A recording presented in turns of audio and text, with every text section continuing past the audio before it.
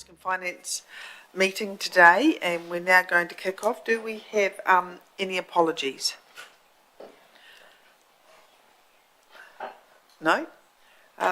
Do we have any extraordinary business? I haven't been advised of any. No extraordinary business. And do we have any declarations of interest with today's agenda? No? Great. So we'll move on to item number 4, which is confirmation of the minutes.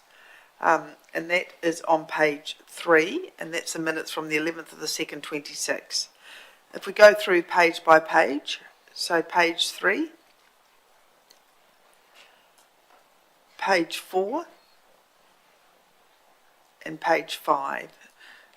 Do we have a mover and a seconder to accept those minutes? Thank you, Richard. And thank you, Jeanette. You got that? Great. So we've got quite a few reports to get through today, so we'll move on to the first one, which is on page 6, is the EA Network's Pool Safe Audit Outcome. Great. Thank you. We've got Richard down here to talk to us about that. So over to you, Richard. Thank you. Yeah, thank you, and good afternoon, everyone.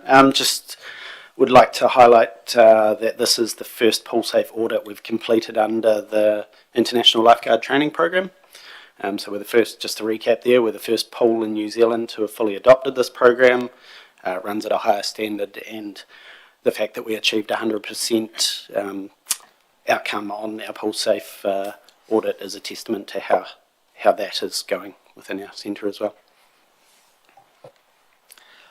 Okay, are you looking for questions, Richard, on the audit? Yep. Does anybody have any questions on the audit? Thank you, Madam Chair. Thank you, Tony. Just be an ongoing program, I presume, because you're going to be taking on new lifeguards on probably quite a regular basis. Do they get qualified in groups of people, or can you do it one at a time, or how does it work? Through the chair, I'm actually going to pass to Ellen just to introduce to any new councillors who haven't met Ellen. Ellen is our Recreation Services Manager, so her role is overseeing our aquatics department.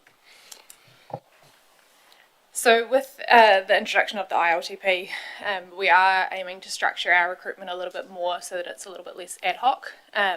We are currently recruiting for a round that will train in June, just because we are still at the early stages of getting an internal in-house trainer. So we're currently getting someone from Auckland to come down and do it with us, and then probably around November is when we'll have our next round, just before summer, as we kind of get those year 13s that are finishing up with us this year and start to look towards their 2027 plans.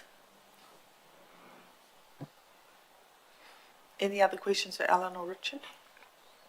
I have one question on page 10. The minimum number of lifeguards, including lifeguards to customer ratio, and how this is managed, and it's recommended that a minimum of 2 staff be on duty in a facility. Is that per pool, or is that in the whole facility? Through the chair, so there's a number of parts to that equation that make up how we create those ratios. From a response and rescue perspective, we would never have less than 2 lifeguards on at any one time. And then it's meant to be, in a general sense, it's meant to be 1 lifeguard per pool, and then there's a ratio of head count that comes into that equation. So it's quite a complex equation that makes up the number of that. The pool safe standard specifies the minimum in a pool facility being 2, but there is a lot more complexity to that as it goes down. So for clarification, it's 2 in the facility and then 1 additional per pool. Is that what you're saying? 1 per pool total. And then there's a head count factor on top of that as well. So, for our facility, it should be 4 as a minimum, but we can mitigate that through lots of other factors as well. Can you give me an idea of what one of those other factors would be? So we're able to use supervision techniques, so our lifeguards can move around and be covering different areas. So there's blind spots that are managed through rotation, and that's one of the key aspects of ILTP, is our lifeguards are very active and mobile. And that allows them to be able to cover a larger area and therefore fit into a better ratio. And does that differ from other forms of accreditation in that regard? Through the chair, there is no other pool accreditation in New Zealand. So that's it really, yeah. Okay. Any other questions? Do we have a mover and a seconder that we accept this report, please? Councillor Todd and Councillor Maxwell, thank you. Yeah, all those in favour? That's 100%. Thank you. Okay, now we'll go to the Transwaste Canterbury interim report on page 22, item number 6.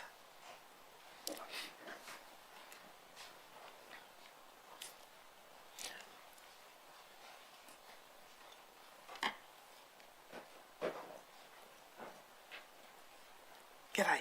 Good afternoon. Good afternoon. Do you want to talk us through that, Erin?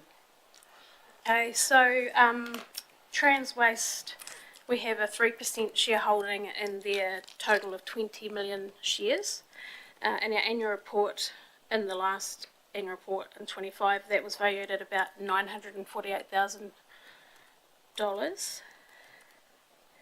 And their interim report, they've been tracking well against their objectives and performance measures, and they're on track for the majority of them.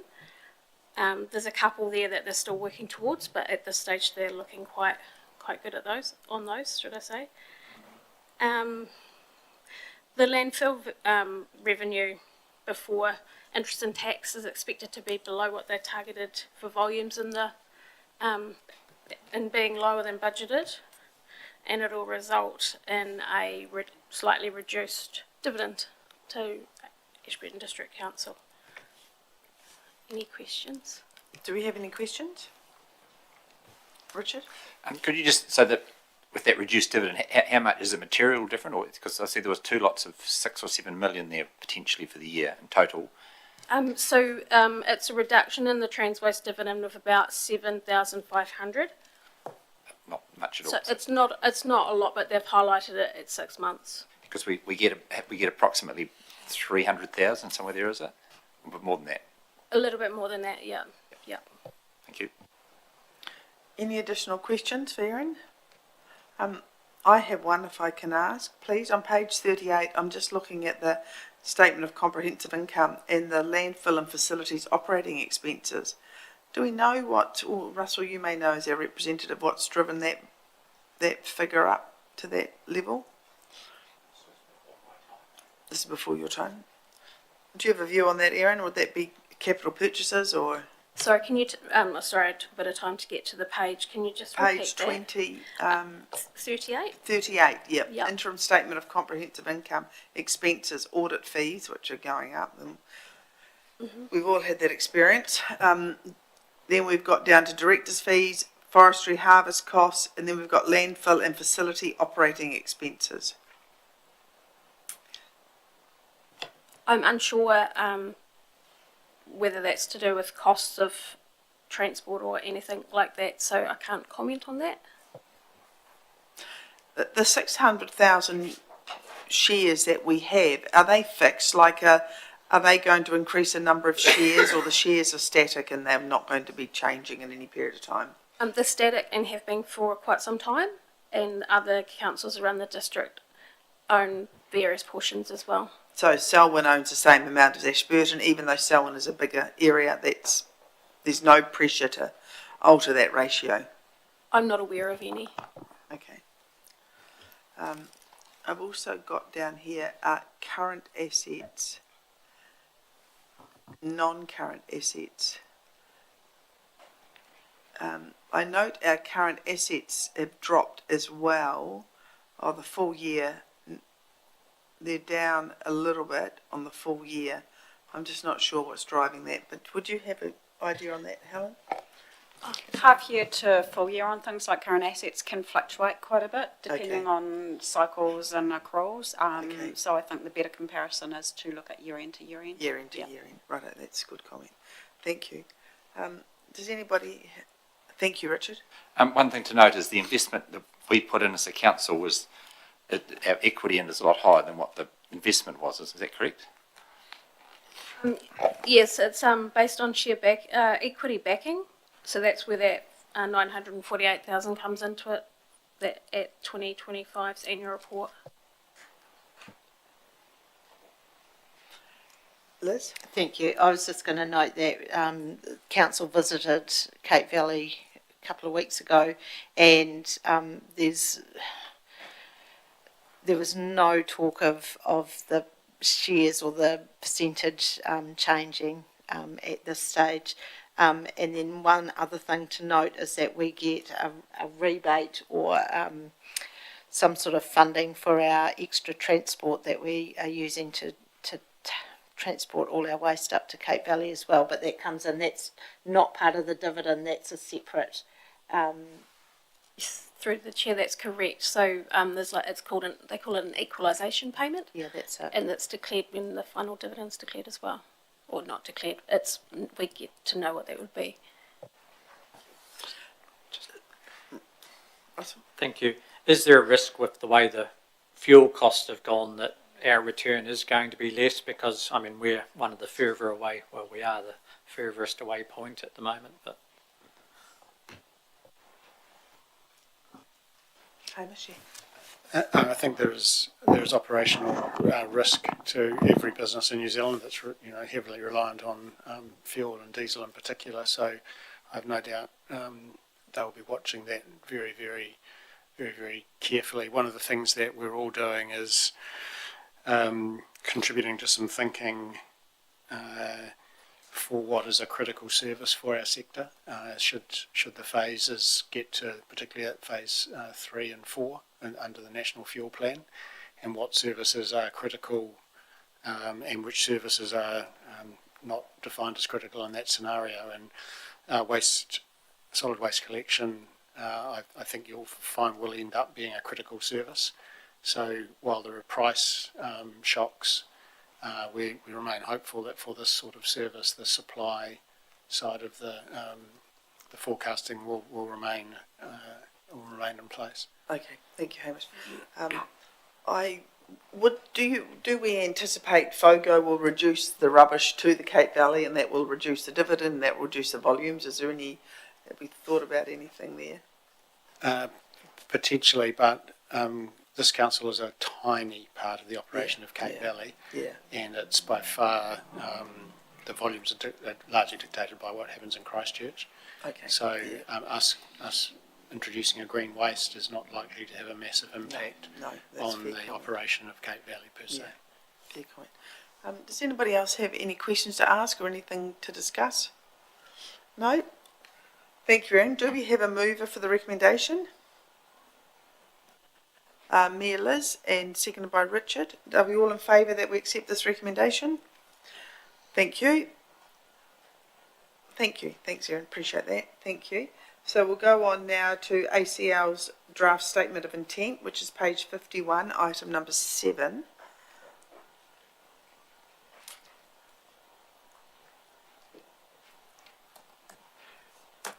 And I note they've incorporated our statement of expectation in there, which is good.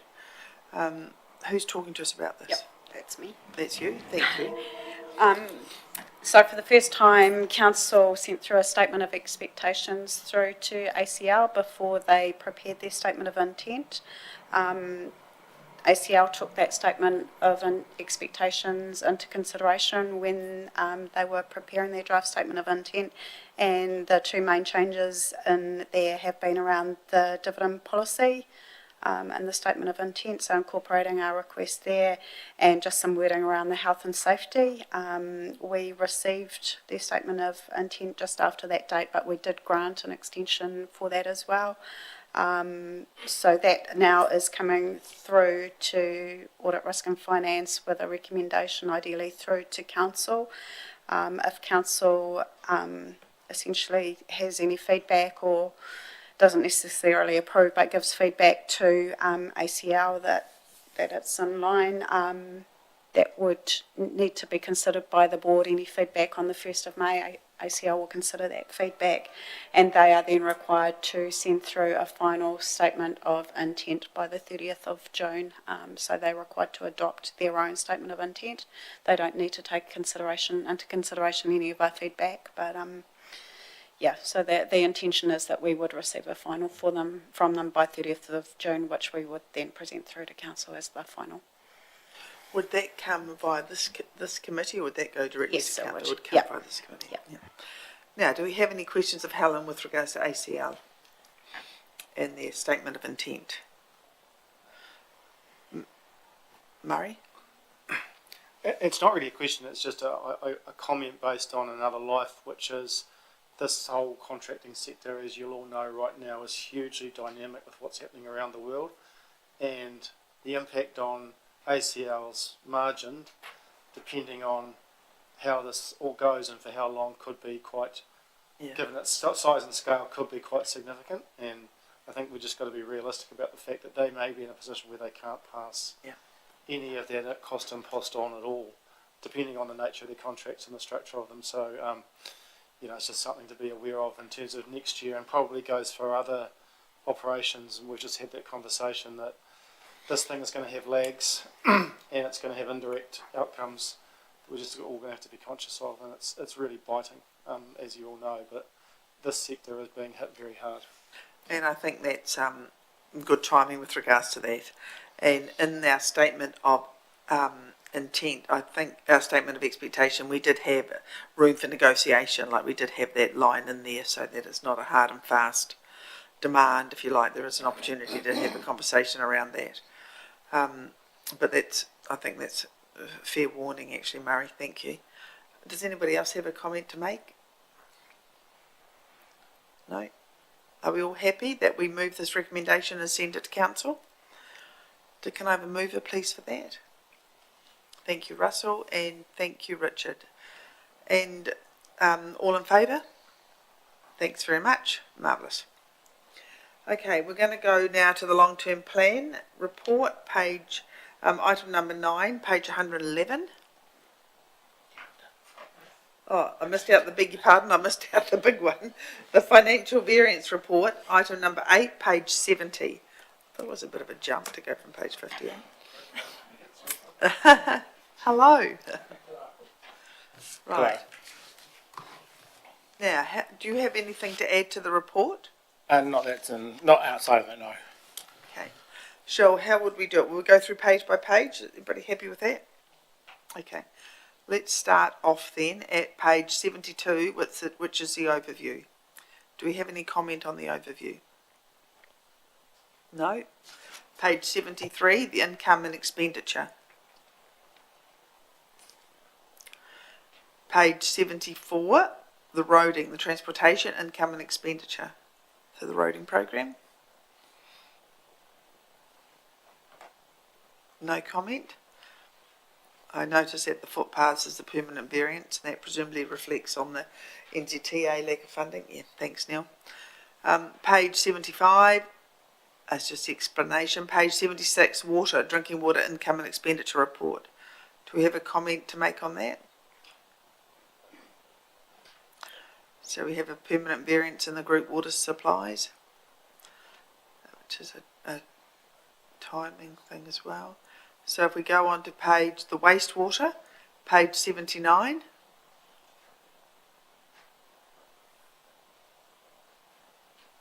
Thanks, Richard.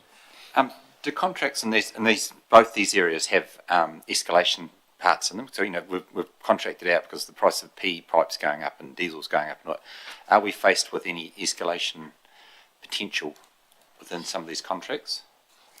Yeah, through the chair, we do have escalation clauses in maintenance contracts, so that's ongoing contracts. For the shorter capital works contracts, we typically don't because they're short in duration, but the ongoing maintenance one with ACL definitely has escalation clauses. So that's a good outcome. Effectively, there's none in the capital ones, but we could face some costs. But maintenance, you won't be doing large tracks. Will you be doing large tracks of PE and maintenance? Not large amounts, just really replacement. It would only affect the renewals program of the larger ones, which is capital, but day-to-day operational, not typically. The second part of the question, mate. So will you be reviewing the contracts going forward with the new information? I think PE's gone up 30%, is it now, sort of thing? Do we have to go through and review all the contracts we're perhaps potentially looking to let in the future? Yes, so we're currently doing all the design preliminary design for next year's program, and we are bearing in mind alternative pipes if we are subjected to this further increased charges for polyethylene pipes, which we typically use. So we are looking at both options going into before we tender for the work next year. Thank you. Thanks, Hamish. And pardon me, just to follow that through, Madam Chair, I think the follow-up from that comment is that there's likely to be budget pressure in the coming year far more than the immediate pressure in this area right now. The works program is the capital works program is largely completed. Pardon me, it's now April. The real impact of escalating prices of the fuel crisis is likely to impact on the price of works in the coming year, not so much in the immediate. Okay. Yeah. So the year beginning June. Yes, Yeah. 1 July. 1 So, July, yeah. and in terms of the capital works program, of course, we tender each of those jobs, and the market will respond to those opportunities. But we would anticipate that the fantastic buying and some of the below budget capital works that we've achieved this year will likely to be under some upward pressure as we move into next year, and that'll present, the longer the crisis goes, the more challenges we'll face in managing budgets and the amount of work we expect to get done for that resource available. So we need to continue to keep that under review as we work through the program and the implications for everybody. Thank you. Does anybody else have any comment on the wastewater section of the variance report? No. So we go past Rakaya wastewater. No. Page 82, we have a stormwater income and expenditure report. Does anybody have a comment to make on that, or a question for Gordon?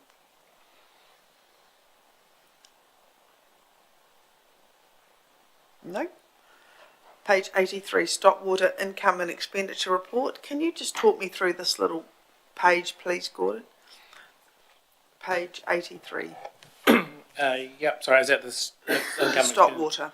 Is that the income expenditure Yes. P&L or the actual words associated with it?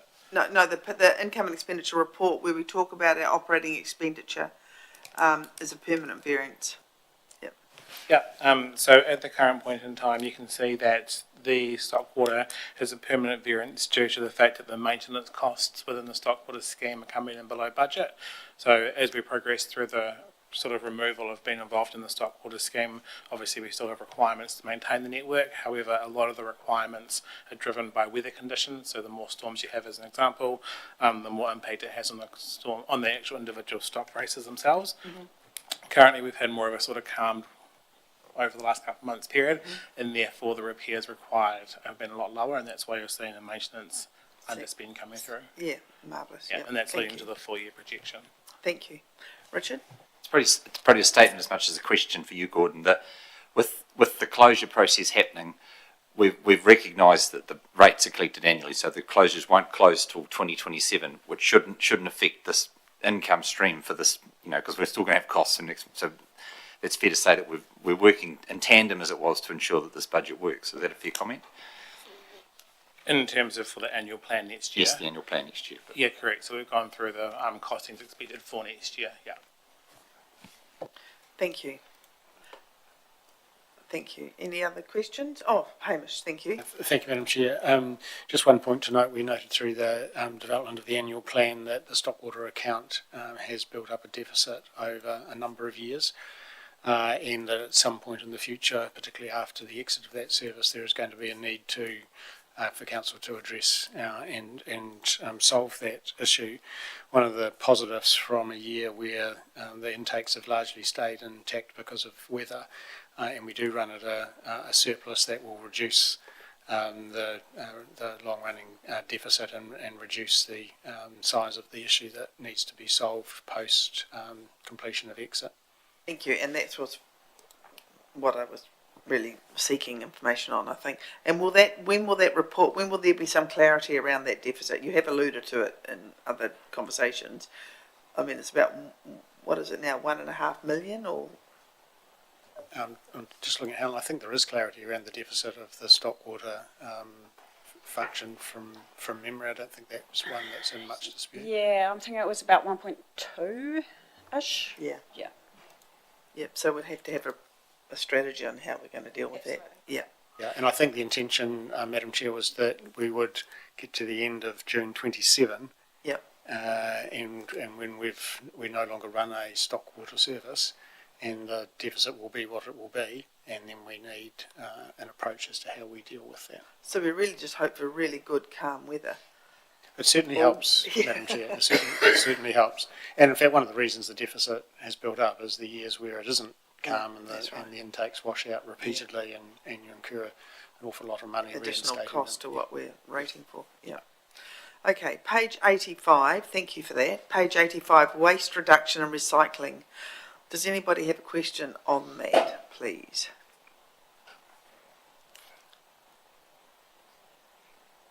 No questions on waste reduction and recycling. So we'll go to page 87, which is just the rationale for the variances.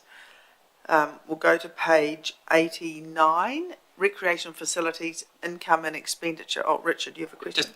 Probably it's the same question I had before with the things getting worse, not better, and the escalation and cost thing. So this would have been done probably pre-war, as it was, we could say. The escalation in the current year. Have we, are we confident that we're going to cover it off for the rest of this year? Because obviously waste management is pretty much in collection as diesel being burned, isn't it? So is it going to get worse before it gets better, or what's the thought?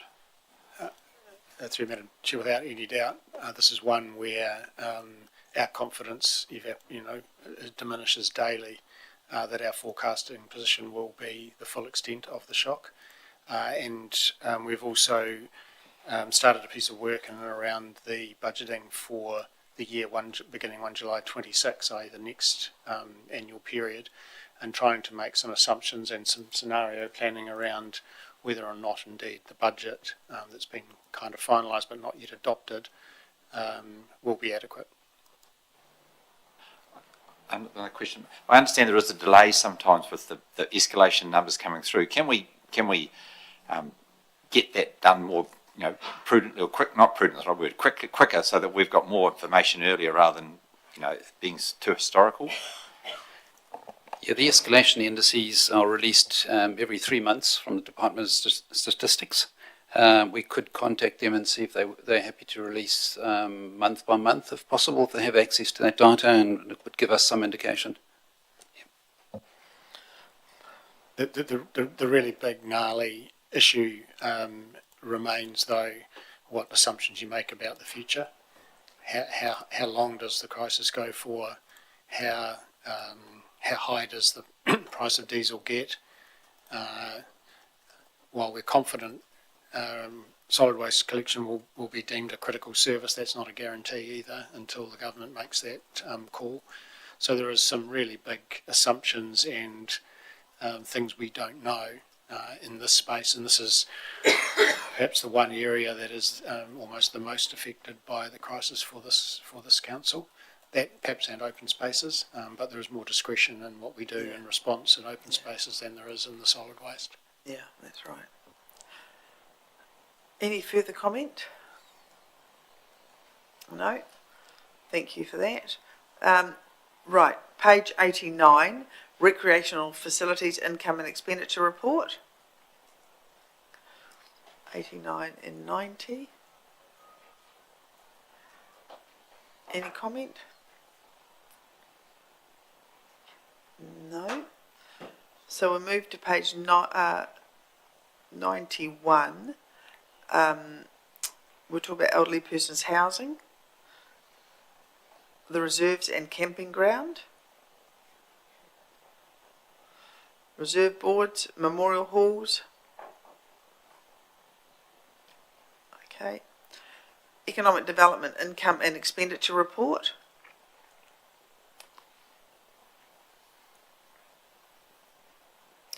I'm assuming to you, Gordon, or to Helen, that the commercial property, the permanent variance is due to no sales out in the northeast. Would that be That's correct, yes. Yeah. Does anybody have a comment to make on that? I note the sales are down and the expenditure is down, but not the same amount as sales are down. I presume that's not a purely elastic sort of relationship. So Yeah, correct. So there's other Yeah. expenses going through on top of just the sales relating to the development. yeah, of course. Here we are, Jeanette. You have something to say? Just one quick question, because I didn't think we were doing much in forestry at the moment, and I understand, but you've got down in your operating expenses and stuff like that, and you've got a permanent variance here, I understand that, but is there any work that needs to be done in terms of tidying up sites or carbon or anything that we owe at the moment? I don't have that information off the top of my head. I could ask Renee unless Helen knows off the top of her head. I don't know the detail. We need to go back to Renee. There is always work that is undertaken, and the cost of doing the forestry strategy also comes out of this activity as well. But we can follow up and just see if there's anything unusual. Richard? I understand that commercial property is funded out of the property reserve. That's correct, I think. Is that correct? That's correct. Yep. So, and I understand that from previous correspondence we've had from staff that we're looking to get look into those reserve balances and see that in May. Is that still the time, or when do we? Yes, that's correct. I'm aiming for mid-May. That would be before the annual plan is signed off, wouldn't it? So we can be certain that we've got that all in order as it was. Yep. Thank you. That's great. Okay. Any further questions on that particular section of the report? No? Okay, we'll go to Parks and Open Spaces on page 96. Anybody got any comment to make or any questions to ask of Gordon or Helen on that page? Richard? The Chief Executive, this is probably addressed to you. You mentioned that, we just mentioned that rubbish is very inelastic. You either pick the rubbish up or you don't. But open spaces, you suggested there can be areas that we can manage costs. And has that been assessed yet? Or because obviously the only way managers don't do stuff effectively, isn't it? Has that been thought through? We're definitely doing some scenario planning. Tony may be better able to comment on the detail of that, but I know we've been doing a lot of analysis of our fuel bill at open spaces, because that's where the cost pressure is coming. And so, again, you've got to make assumptions about how high and for how long, because we can stop burning as much fuel and do some other things for a while. But there's a point where that gets difficult as well. So we're doing some work around some assumptions, some scenario planning, and very mindful of the crisis on our open spaces activity. Thank you.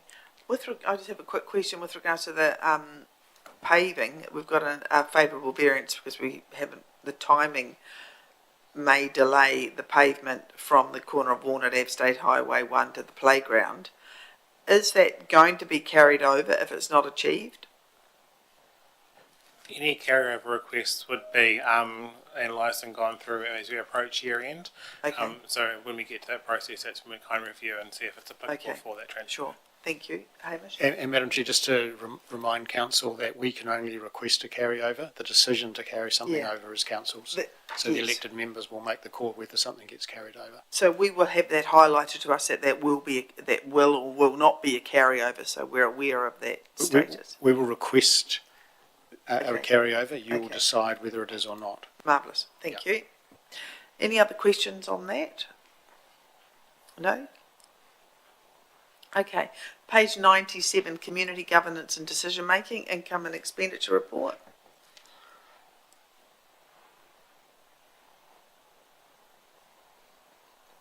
Any questions, Richard? Probably it's on the next page, but it's to do with the district water management. It's the Stockwater one. There's the statement made that the exit program is behind schedule and reduced expenditure. Here, just to give comfort to the rest of the council, we feel we've sped that program up, and we're hoping not to. That doesn't mean we spend more money, but we're using the resources we have to try and speed the program up. So it's a true statement, but we're hoping that to get it back on track and back to full speed as it was. Yeah, it's a negative statement, but it's not a portent for ongoing delay. Yeah, thank you. Yeah, good clarification. Thank you. So we'll go to page 100 now, which is Compliance and Development Income and Expenditure Report. And I've written a note here to myself, can we on charge for these costs? Oh, that was with regards to the extra consenting costs. And there's some overruns because we've had to contract it out to third parties, yeah. Yes, so they are on charged, those resource consenting costs, yep, all the ones that are incurred, yep. On charge to the client. Yeah, to the user, Yeah. yes. So if you cannot do it in-house and it goes to Selwyn or goes to some third-party provider, you charge the full cost of that to that. Yep, we do. Great, thank you.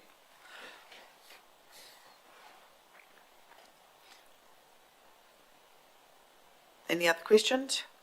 Nope. Compliance and development operating income, page 101. Let's go to page 102, compliance and development operating expenditure. And I note our consultancy's over budget, but that is offset and claimed back. Yep. Thank you. Any additional questions? No. Page 103, miscellaneous. Dividends and internal overheads, income and expenditure. Right, do we have any comment on that from anybody?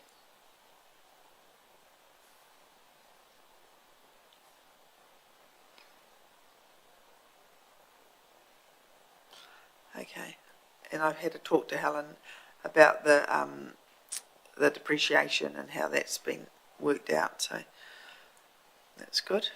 Any other comments? No? Okay, statement of financial position, page 106.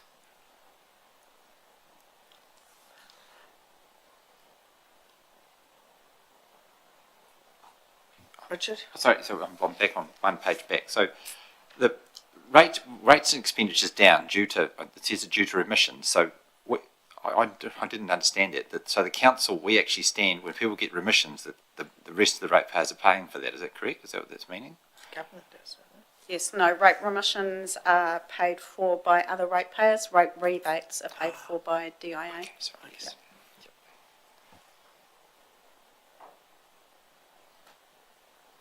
Okay, statement of financial position, page 106.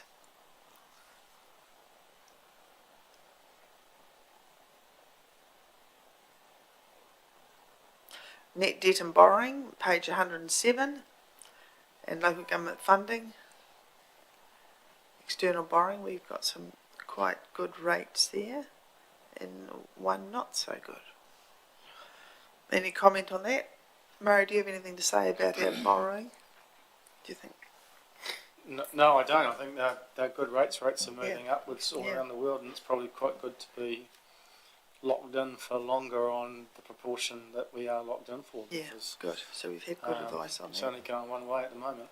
Yep, thank you. Page 108, council investments.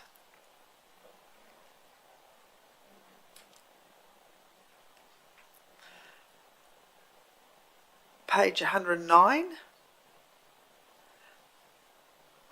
I see our rate penalties outstanding is very low on the bar graph compared to everything else. I tried to draw a line across, but it was negligible. Any other comments on that page? And we have 10 debtors with outstanding debts of 10 to 30,000, and they're being managed at the moment. Yeah. Overall, if you look at the successful management of our debtors with outstanding debts, how successful are we? Like 80% successful, 60%, 100%? Just generally speaking, we've had great success with using debt management to recover our arrears. They've got really good processes around, so we are seeing those debtors drop back. Some of our property debtors we are still working with in terms of outstanding leases, but they are generally coming through, and where we don't get agreement, we are progressing them through the next steps. So There's nothing really particularly sticky there at the moment. We are working through some rate arrears debtors at the moment, taking those through to the next step. But generally on the whole, I think we're in a much better space now than we have seen in prior years. Thank you, Helen. Thank you. So that comes to the end of the financial variance report. Do we have a mover that we accept the report? Thank you, Jeanette. And do we have a seconder? Murray, you happy to second? Thank you. And all in favour? Thank you. Thanks, Gordon. That was great. Thank you very much. So now we'll go on to item number 9, long-term plan 27 to 37, page 111, please. Hi, Tony. Hi, Mark. Do you want to talk us through anything or add to the report? Nothing really. Just I guess it's just a high-level overview of the long-term planning process and what we need to go through, the sort of phases that we've set out and the work streams involved, and the broad timetable, and I guess some of the obvious risks and challenges that we're going to face through this long-term plan process. The reality is that the legislation hasn't changed. We're still doing what it is we've always done in that space, but obviously there's a range of other things that are going to impact on this particular LTP. Thank you. I have a question around the rates capping. You make a comment in the report that it's unlikely to be in place via the legislation prior to the election, but it should still be considered in its development. What does that actually mean practically for the long-term plan process? It's a good question. I guess at this stage the legislation has identified, the paper that was set out identified that it would apply from 1 July 29. At this stage it's a paper, it hasn't been put through as legislation, so that's still working through the DIA review process, so we don't really know fully what that might look like, and I guess that it's highly likely that it will change. So it's something to keep in the back of your minds at this stage. We can just continue to monitor and see how it flows through. Okay, thank you. Any further comment from anybody? Richard? With respect to consultation with the public, there's been a bit of talk around the traps around how we're perhaps not going to consult on our annual plan. And I see we've got a meeting on the 14th of April coming up for the councillors to workshop to kick off the. Will that be an open public? Will that be an open meeting? Yes. Yep. Yeah. So I'm probably just trying to understand so that people can understand the consultation process and how they can see how it unfolds and then have their input in. And I see we're October to July we have 26, 27 I think it was, the whole process. So when would you expect consultation to be going out for people to really have their direct input as it was? For the LTP, so at this stage we'd be looking March, April next year for the formal engagement that we have to do under the Local Government Act, but potentially would do a bit of an engagement earlier just to get some early input into the LTP from the public. That's sort of one of the conversations we need to have with you as to what you think might be important to ask for this particular LTP process. And it's pretty much a certainty that we will be going out to consultation with the long-term plan, isn't it? We have to consult, yes. Yes. Yeah, thank you. Liz? Thank you. And I see you've got a working group that's been set up to work through this. And I guess from councillors' point of view, we're kind of been looking at any projects that could come up, and we've gone through the previous long-term plan and had a look at that. And I think there's only sort of the stadium as one project, and the rest were kind of business as usual going forward. But if there's any ideas for projects or something that the councillors think could be in the long-term plan, is the 14th of April the time that we sort of bring that up, or are we just going to keep? 14th of April seems really early to start off the process, but it's really good that it's starting that early. I guess 14th is sort of setting the scene, I suppose, Okay. and certainly there's opportunity for you to identify things that you think should be flowing through into that process. We're working through how we do that and ensure that you get your input into that and get it in early so that we can feed it through to the budget process and make sure it's reflected in the LTP. So that's a starting point, certainly not the end of that conversation. And I've heard at LGNZ events that this LTP is going to be the hardest one that we'll ever do. So looking forward to that and glad we're starting early. Madam Chair, one of the things as councillors are reflecting what they're hearing and proposing work or projects, one of the things to keep in mind, it will be really helpful for us if councillors are thinking how you think it should be funded. Because one of the reasons that this LTP is going to be difficult, to the Mayor's point, is that we fully expect it to collide with the rates capping environment. So it's not going to be just an assessment of community affordability, although that will be foremost in your minds, but we would confidently predict there will be some restrictions and limitations on funding via rates. So as you're thinking about those projects, just any guidance you can give as to how you might expect those to be paid for would be really helpful as we continue to work our way through the LTP process. Thank you. Thank you. Does anybody else have a comment to make on the plan, for the long-term plan? No? Do we have a recommendation there? Is someone prepared to sponsor that recommendation? Thank you, Mayor Liz. And do we have a seconder? Thanks, Russell. And all in favour? Thank you. Thanks, guys. So now we are at item 10, page 123. And item 10 is Local Government Funding Agency half-year report.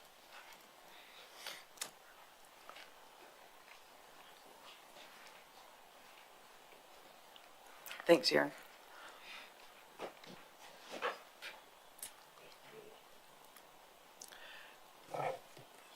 So I'm just going to go over a couple of things in this report. So basically, the statement of intent is an informational document only because council is a guarantor rather than a shareholder.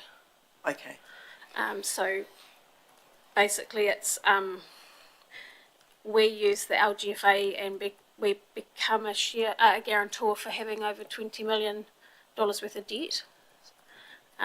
So their purpose is to provide, which you've probably already read, provide efficient financing options. So savings in annual interest costs and flexible terms for short-term and long-term borrowing. And they're a leader of choice for New Zealand local government sector. They also hold the same credit rating as the government.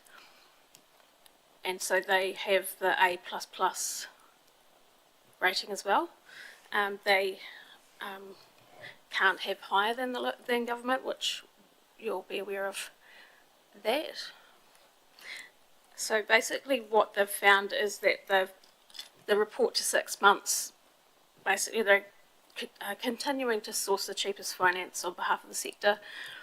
They're on track for 19 out of 21 statements, 21 statement of intent performance targets, and they're 900,000 up on their 6 month forecast.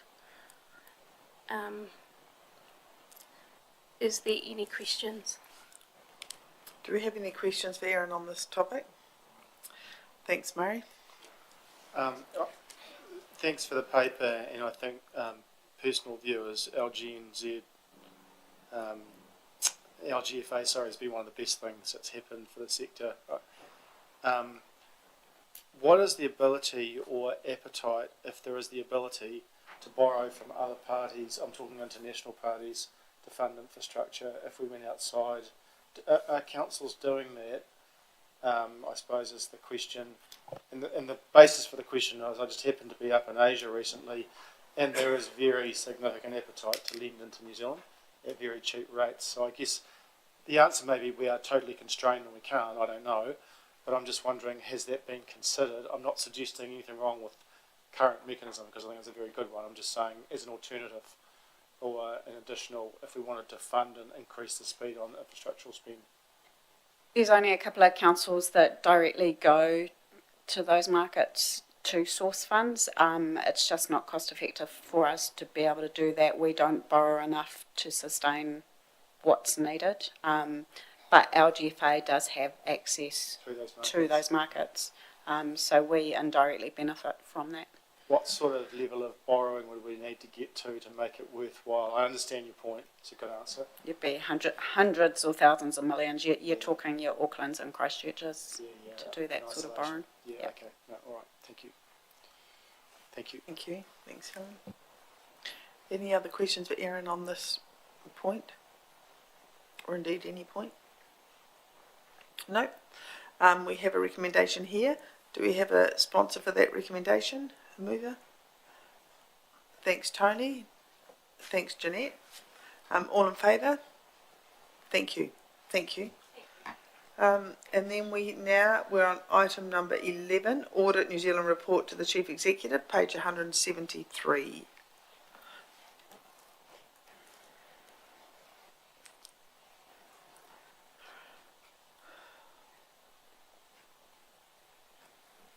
Thank you. Any questions for Helen on this report? Shall I talk to it first? Yes, please. Yep.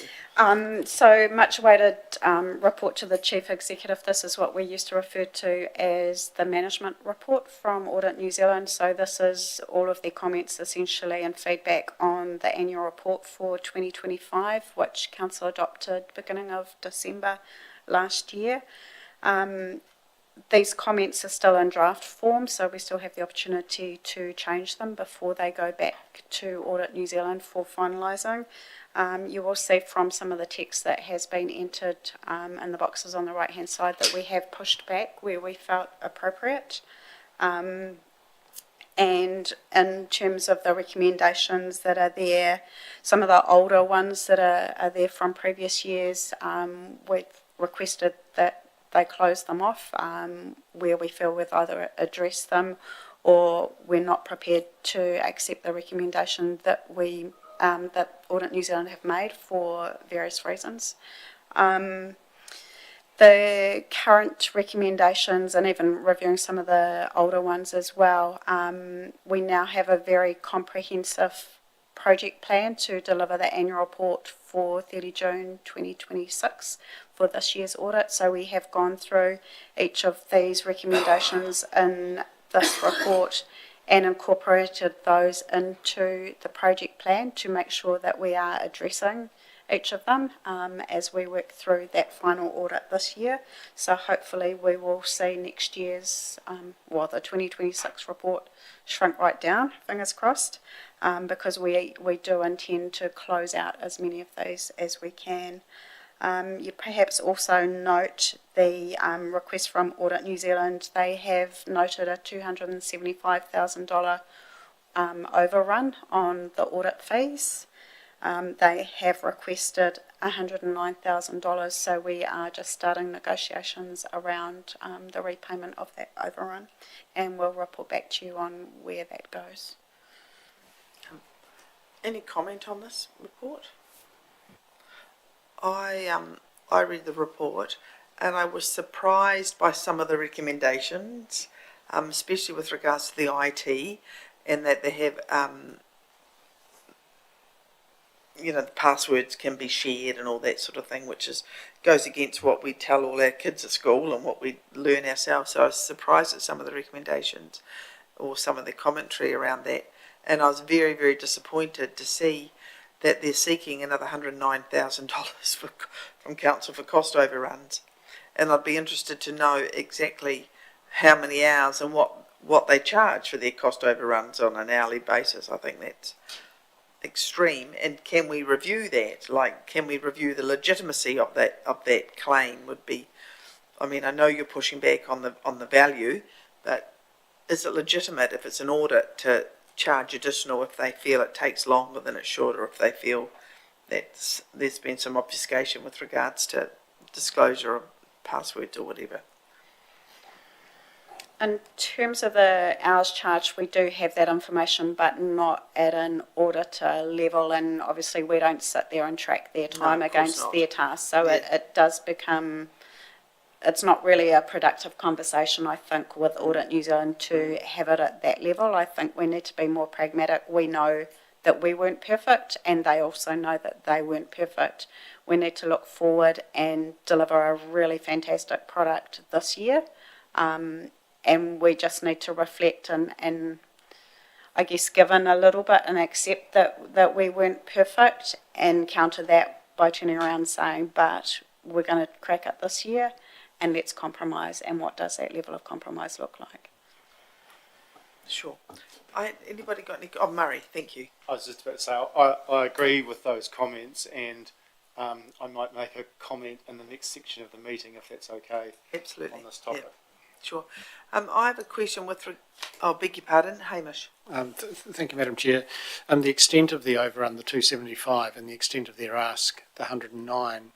There's two things perhaps for Council to note in regard to that. So the Audit Office has already written off the difference between the 275 and the 109.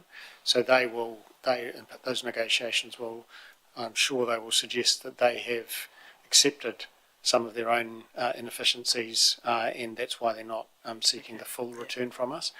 The other thing I would say is this happens every year. The scale is different.